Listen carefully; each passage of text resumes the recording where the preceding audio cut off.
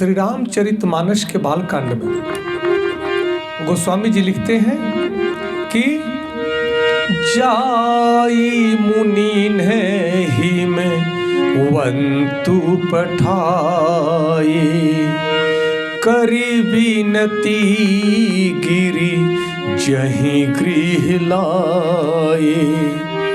बहुरी सप्त ऋषि शिव पहि जाई, बहुरी सप्त ऋषि शिव पहि जाई। कथा उमा के सकल सुनाई, कथा उमा के सकल सुनाई। गोस्वामी जी लिखते हैं कि जहाँ सच्ची भावना होती है वहाँ ईश्वर भी स्वयं परीक्षा लेने आते हैं। इसी प्रकार भगवान शिव जी ने माता पार्वती जी का परीक्षा लेने के लिए सप्त ऋषियों को उनके पास भेजा है कि आप जाएं और पार्वती का परीक्षा लें कि वे किस कामना से तपस्या कर रही हैं और उनके मन की भावना क्या है। इस भावना को जानने के लिए सप्त ऋषि वहाँ जाते हैं और भगवान शिव सप्त ऋषियों को आज्ञा दिए कि वे हिमालय लोक जाएं और राजा हिमवंत से विनती करें कि गिरिजा अर्थात माता पार्वती जी को अपने घर ले आए। सप्त ऋषि भगवान शिव जी की आज्ञा का पालन करते हुए राजा हिमवंत के पास पहुँचे, उनसे विनय की कि माता पार्वती जी को वापस अपने घर बुलवाएं। राजा हिमवंत ने पार्वती को घर वापस बुलाए। फिर सभी ऋषि लौट करके भगवान शिव जी के चरणों में वापस आते हैं और माता पार्वती जी की पूरी कथा सुनाते हैं कि उन्होंने माता पार्वती जी की परीक्षा कैसे ली। ये सभी कथा भगवान शिव जी को सुनाते हैं।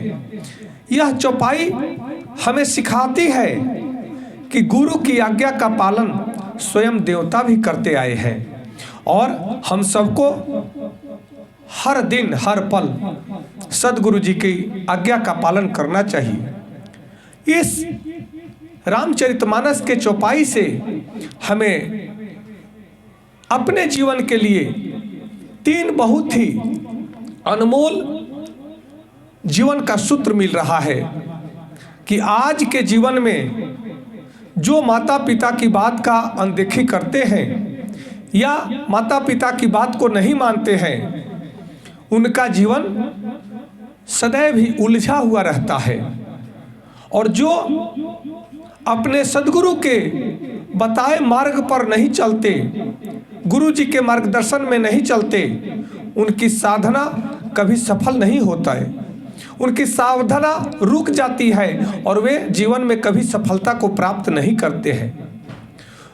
तीसरा बहुत ही महत्वपूर्ण है कि जो व्यक्ति क्रोध में या अहंकार में कोई भी निर्णय लेता है उसका पतन होना निश्चित है, क्योंकि क्रोध और अहंकार में लिया गया निर्णय सदैव ही दुखदाई होता है। आज से आप सुबह जागते ही 1 मिनट के लिए प्रतिदिन का ये अभ्यास करें। इससे आपके जीवन में अत्यंत बदलाव आएगा कि सबसे पहले सुबह उठते ही बिस्तर पे ही अपनी आँखों को बंद करें और एक गहरी श्वास भरें और मन में कहें कि मैं अपने जीवन में अपने सद्गुरु जी की आज्ञा को सर्वोपरि मानूंगा और मानता रहूंगा। अपने माता पिता की आज्ञा का हरदम पालन करूंगा। इसे 3 बार दोहराएं। आपके जीवन में अत्यंत अद्भुत परिवर्तन आपको दिखने लगेगा।